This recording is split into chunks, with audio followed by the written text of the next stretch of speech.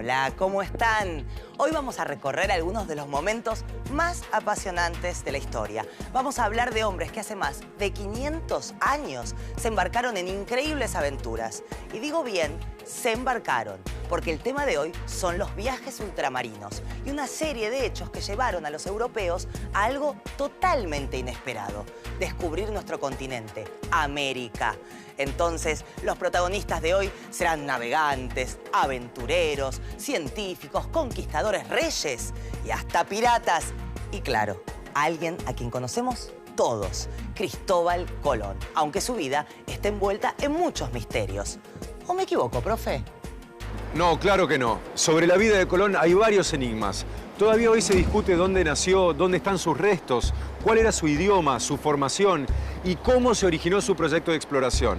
Si a cualquiera de nosotros nos preguntan qué hizo Colón, seguramente diremos descubrió América en 1492.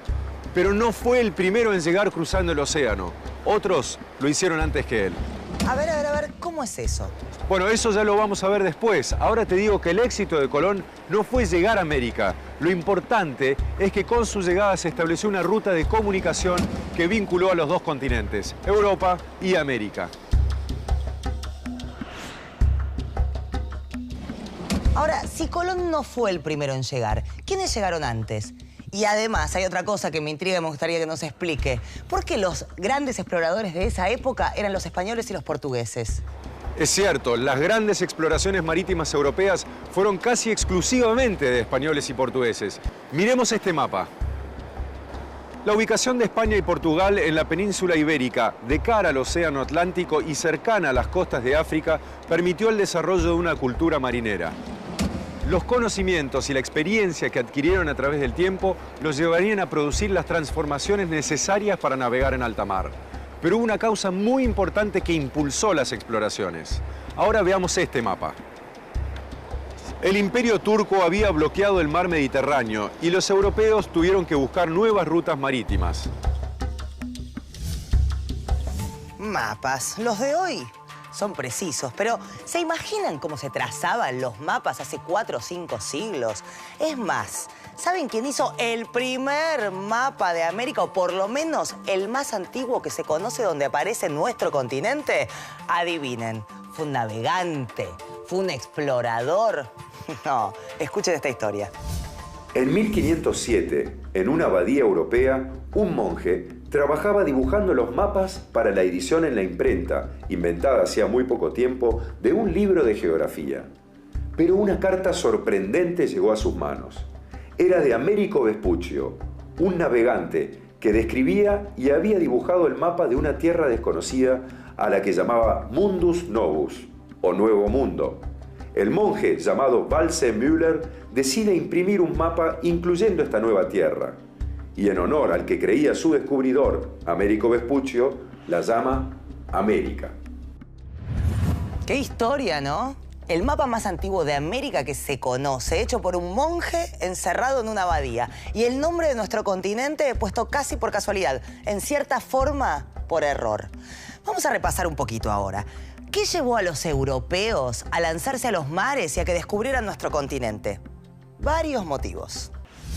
La necesidad de encontrar nuevas rutas marítimas para comerciar, las innovaciones científicas de la época y los progresos en la navegación y en los instrumentos náuticos. Todo esto hizo que el siglo XV fuera un siglo clave, que marcó un antes y un después en los intercambios y en las relaciones entre los pueblos de distintas partes del planeta. La historia de estos acontecimientos es la que vamos a ver hoy. Así que los invito a viajar en el tiempo y a viajar por los mares del mundo. Europa, siglo XV. Rutas marítimas para comerciar, innovaciones científicas de la época, progresos en navegación e instrumentos náuticos. Acá sobre mi mesa tengo algunas claves y pistas de esta historia de exploraciones y viajes por los mares. Algunas son muy simples: brújulas, mapas, naves en miniatura. Pero ¿qué relación y qué importancia tuvieron la sal o telas como la seda y especias como la pimienta, el azafrán o la nuez moscada? Enseguida te vas a enterar. Pero también hay una ciudad clave. Hoy es la capital de Turquía, Estambul, pero en el siglo XV se la conocía por otro nombre. ¿No es cierto, profe?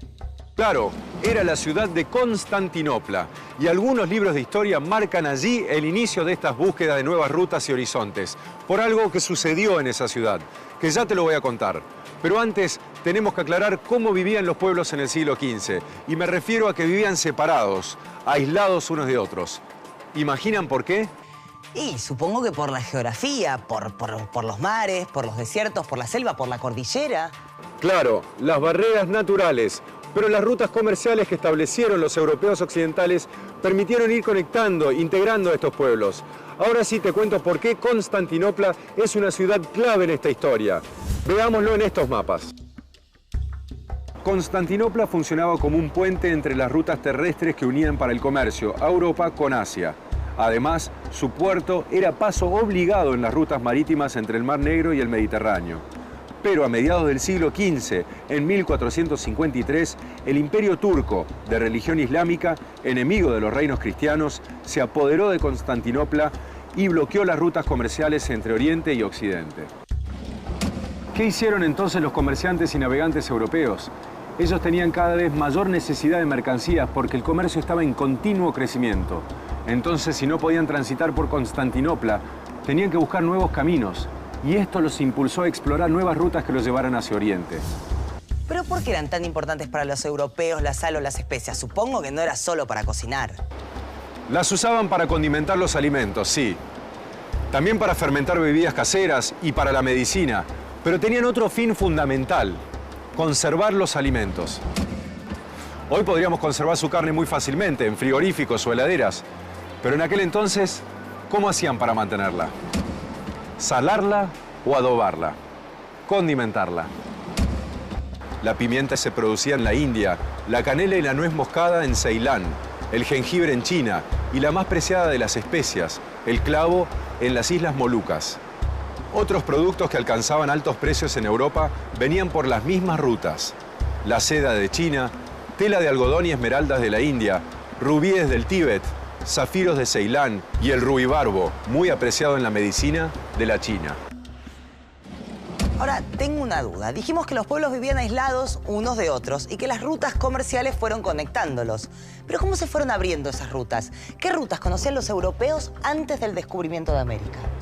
Para responderte eso, tenemos que retroceder un poco en la historia. Entre los siglos 7 y 9, los pueblos árabes de Asia y Medio Oriente se expandieron por el norte de África hasta España y Portugal, y así abrieron una nueva ruta comercial. Esta nueva ruta benefició a Europa, que empezó a recibir de Oriente sedas, oro, piedras preciosas, azúcar y también esclavos. Los comerciantes europeos usaban esta ruta para proveerse de algunos de esos objetos lujosos que vendían a los nobles feudales y los eclesiásticos. También los nuevos ricos burgueses iban a interesarse por esos lujos que en Europa no se producían. Pero en esto de abrir nuevas rutas hubo un personaje clave. Ya sé, Marco Polo. Lo leí cuando era chica. Me acuerdo de sus viajes por lugares increíbles con monstruos voladores, historias con hombres con cara de perro. Sí, el libro incluye leyendas, hechos históricos, descripciones geográficas. Pero antes hablemos de Marco Polo, un viajero que vivió algunas de las aventuras más apasionantes de la historia. En 1271, siglo XIII, Marco Polo, que era hijo de mercaderes, partió de Venecia rumbo al Asia. Lo acompañaban su padre y su tío, que ya habían estado en ese continente para comerciar 5 años antes. Marco Polo y su padre atravesaron el Mediterráneo, el Golfo Pérsico, Persia, el desierto de Gobi y años después de su partida llegaron a la residencia veraniega del emperador mongol Kublai Khan. Los mongoles eran un pueblo nómada que había invadido el imperio chino. En ese viaje, Marco Polo y su padre llegaron hasta antiguas civilizaciones que eran totalmente desconocidas para los europeos: Katai, China, y Zipango, Japón. Marco Polo permaneció en China junto al emperador durante 16 años. Cuando regresó a Europa, contó todo lo que había visto y vivido, pero claro, muy pocos le creían. Ah, entonces escribió el libro sobre su viaje. La del libro es otra historia muy interesante. En 1298, Marco Polo era capitán de una nave veneciana y se enfrentaba en una batalla a los genoveses, pero fue apresado por sus enemigos y enviado a una cárcel en Génova. Allí Marco Polo le contó o le dictó a un compañero de celda la historia de su viaje por Oriente. Y este la publicó a principios del siglo XIV bajo el título El libro de las maravillas del mundo. Esta obra se convirtió en una de las más difundidas durante la Edad Media y luego en uno de los libros de viajes más famosos de todos los tiempos. ¿Y por qué fue tan importante desde su publicación? Entre otras cosas porque contenía las primeras descripciones culturales y geográficas de Oriente, las primeras noticias de civilizaciones totalmente desconocidas y porque sirvió de modelo para trazar los primeros mapas fiables de Asia que se conocieron en Europa. Algo así como un misterio chino, profe, ¿no? Sí, se podría decir que sí. La seda es una de las fibras textiles más antiguas que se conoce y durante unos 30 siglos la obtención de esta tela fue un proceso secreto que guardaban los chinos.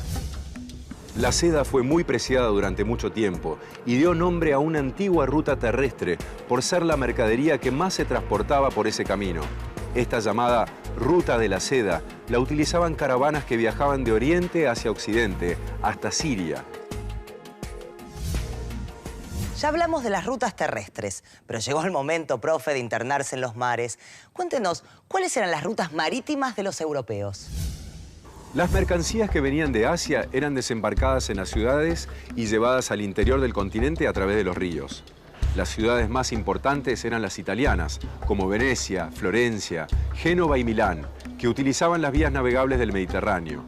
En el norte de Europa, otras ciudades como Brujas, Riga o Danzig, que formaban parte de una asociación o liga de ciudades, conocida como la Liga Hanseática, utilizaban el mar Báltico y el mar del Norte. Ya vimos que portugueses y españoles se lanzaron a la exploración buscando nuevas rutas marítimas. ¿Pero cuándo llegaron a la India por esa vía? Empecemos un poco antes. El Reino de Portugal fue el que inició las exploraciones durante el siglo XV. Las expediciones fueron impulsadas por Enrique el Navegante, príncipe de Portugal, desde su escuela de navegación con el apoyo económico de poderosos banqueros. El Reino de Portugal tenía vinculación con el norte de África, donde había ricos yacimientos de oro. Sus navegantes comenzaron a explorar las costas de África y en los últimos años del siglo XV finalmente lograron rodear ese continente y llegar a la India por el Océano Índico.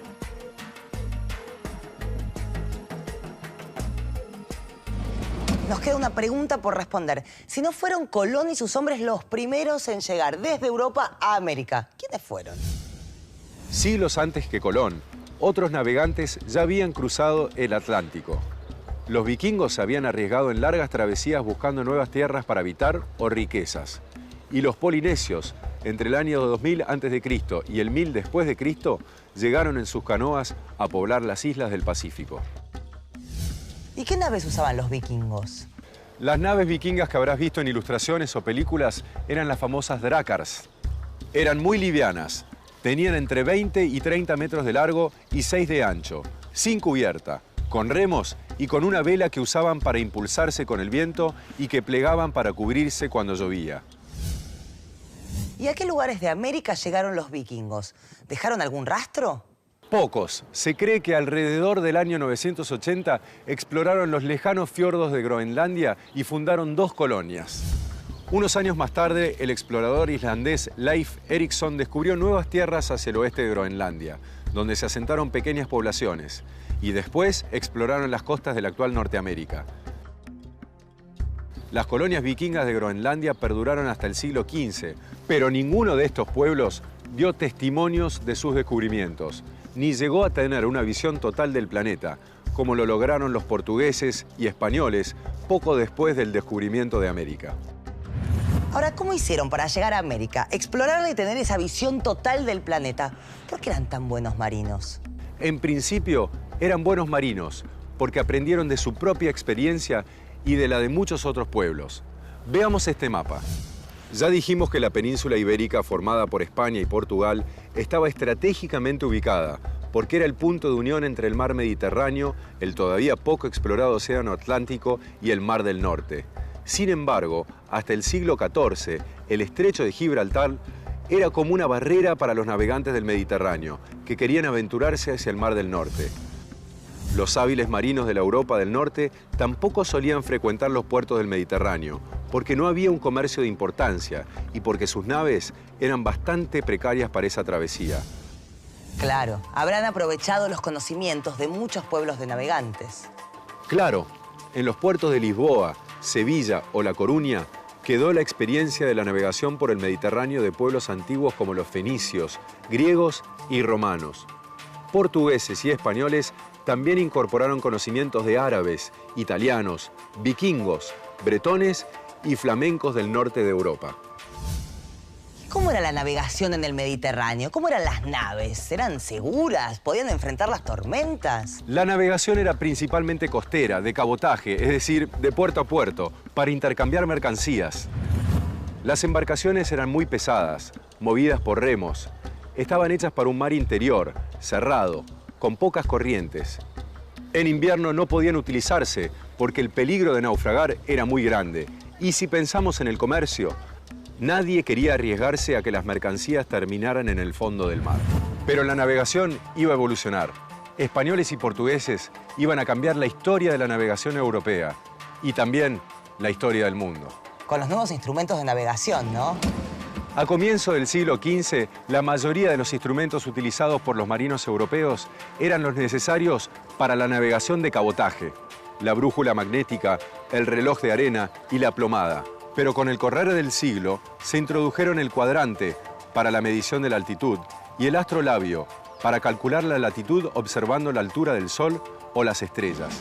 Estos instrumentos hicieron mucho más fácil dibujar con precisión los llamados portulanos. A ver, un minuto. Portulanos. ¿Qué eran los portulanos? Eran los diarios de viaje donde los navegantes anotaban los rumbos y las distancias entre los puertos. Luego añadieron otros datos como la latitud, la inclinación magnética, aspectos meteorológicos, oceanográficos o hidrográficos que permitieron una mayor precisión en los viajes. Ya vimos cómo fueron evolucionando los instrumentos de navegación, pero se necesitaba algo más para cruzar un océano con todos sus peligros. Enseguida vamos a ver cómo españoles y portugueses lograron diseñar y construir las carabelas y así lanzarse a la aventura que los llevó hasta América. Constantinopla, puente comercial entre Europa y Asia. 1453, el Imperio Turco bloquea las rutas comerciales.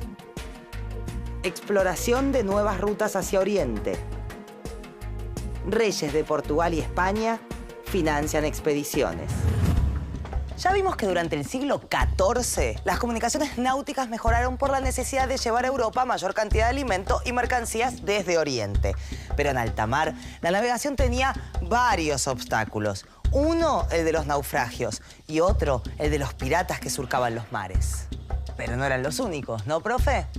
Claro, otros obstáculos estaban en las mismas naves, que eran muy lentas y además tenían muy poca capacidad. Todavía en la mitad del siglo XV, el ciclo completo de la operación comercial de un mercader veneciano, por ejemplo, duraba 2 años. En ese periodo, el objetivo principal en la navegación era disminuir los riesgos. Los pueblos nórdicos, entre ellos los vikingos, fueron muy creativos en esto. Estudiaron las fuerzas del viento y sabían maniobrar con facilidad. Entre los rasgos de las embarcaciones vikingas hay que destacar el uso de la vela cuadrada, que luego usaron los españoles y portugueses. ¿Cuándo aparecen las famosas carabelas? Cuando los portugueses fusionaron las dos tradiciones europeas de construcción de barcos. La nórdica, de los llamados cogues utilizados en los puertos del mar Báltico, y la mediterránea, la nao portuguesa, para dar lugar al barco adecuado a las nuevas condiciones de navegación, la carabela. Las carabelas eran de estructura sólida y centro de gravedad bajo. Eran naves pequeñas, resistentes, rápidas y podían transportar hasta 25 hombres. Con estas naves Colón llegó a América, pero serán naos los barcos que hicieron la gran mayoría de los viajes oceánicos que definieron las nuevas rutas del universo.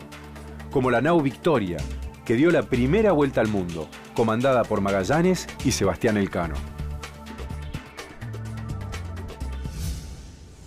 ¿Y los famosos galeones? ¿Qué diferencia tenían con las carabelas? En principio las naves que ya vimos, carabela y nao, hicieron largos viajes y tuvieron que enfrentar terribles tormentas. Pero cuando se desarrolló el comercio de ultramar, las pequeñas carabelas fueron reemplazadas por los galeones. que tenían mayor capacidad de transporte, y también apareció el galeón de guerra, preparado para defenderse del ataque de los piratas y los corsarios. Entonces, repasando, los avances en la construcción de naves, sumado al perfeccionamiento de la brújula, el astrolabio y las cartas de navegación, llevaron a los europeos al inesperado descubrimiento de un mundo nuevo para ellos: América. Claro, porque lo que Colón quería era llegar a Oriente cruzando el Atlántico. Pero, ¿en qué se basaba? ¿Cómo sabía que eso era posible? Los viajes de Colón fueron la culminación de largos debates. Cristóbal Colón soñaba con llegar a un lugar que un geógrafo genovés llamado Toscanelli había descrito en 1464. Escuchemos esa descripción que hacía Toscanelli. Y andando leguas llegaréis a tierras fertilísimas, con toda suerte de especiarías y gemas y piedras preciosas. Y no os maravilléis si yo llamo poniente a los países donde nace la especiería, que comúnmente se dice se encuentra en el Levante, porque aquellos que naveguen siempre hacia el poniente encontrarán esos lugares en el poniente, y los que anden por tierra hacia el Levante los encontrarán en el Levante. ¿Qué quería decir Toscanelli con esto? Y que había dos formas de llegar a la tierra de las especias, hacia, al oriente. Una yendo hacia el este, hacia donde sale el sol, el levante. Y la otra navegando hacia el oeste, donde se pone el sol, el poniente. Claro, Toscanelli estaba convencido que se podía llegar a Oriente por el poniente, cruzando el Atlántico. Y en un mapa que dibujó, se lo propuso al rey de Portugal, Alfonso V. Esta idea no era nueva. Ya se había discutido a fines del siglo XIII.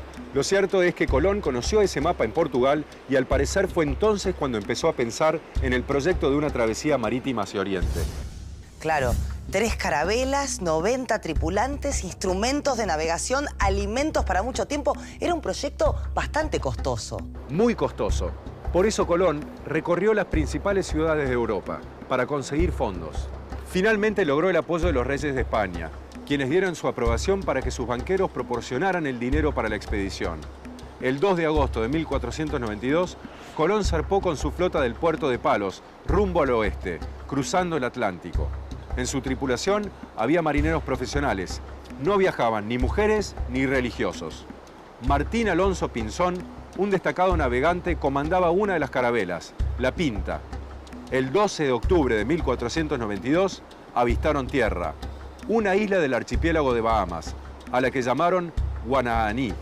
Así comenzaba el primero de los 4 viajes de Colón a América.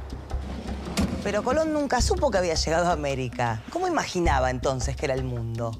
Ya lo vamos a ver, pero antes escuchemos qué decía un filósofo y geógrafo francés, Pedro Dailly, en Imago Mundi, un libro escrito en 1410 que Colón conocía. El océano que se estrecha entre la extremidad de la más lejana España y el límite oriental de la India no es de gran anchura, porque es evidente que el mar es navegable en muy pocos días si el viento es propicio. Pedro Dailly también sugería que se podía llegar a las Indias navegando hacia el oeste. Y Colón, en 1503, es decir, 11 años después de haber llegado a América por primera vez, les decía a los reyes católicos en una carta: el mundo no es tan grande como dice el vulgo. ¿Por qué decía esto Colón? Colón creía que la Tierra era más pequeña y no sabía que entre la costa europea, desde donde había partido, y las costas de Asia, estaba el continente americano. Colón vivía entre mundos distintos, el de la Edad Media y el del Renacimiento, el de Europa y el de América. Pero escuchemos algo que escribía Colón sobre sí mismo. Nuestro Señor me dio lo que abastaba de astrología y así de geometría y aritmética e ingenio en el ánima y manos para dibujar esfera y en ella las ciudades, ríos y montañas, islas y puertos, todo en su propio sitio. En este tiempo he yo visto y puesto en verde todas las escrituras, cosmografías, historia, crónicas y filosofía y de otras artes. Colón fue un claro representante de su época, de esa parte de la sociedad europea del siglo XV. Un hombre preocupado por la navegación, el comercio, la cartografía y las nuevas discusiones científicas. Fue tenaz, perseverante para llevar a cabo sus proyectos.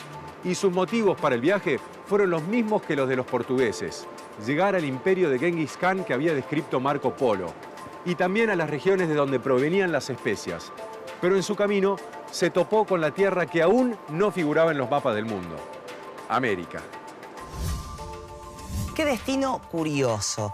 Colón entró en la historia por haber logrado algo de lo que nunca fue consciente: llegar a un continente hasta entonces desconocido para los europeos, América. En 1506, enfermo y casi olvidado, Colón murió en la ciudad española de Valladolid, convencido de que en sus 4 viajes había explorado un extremo del Asia, al que llamaba el País del Oro. Hoy llegamos hasta aquí, esperemos haberte acompañado muy bien y nos vemos en la próxima. Gracias.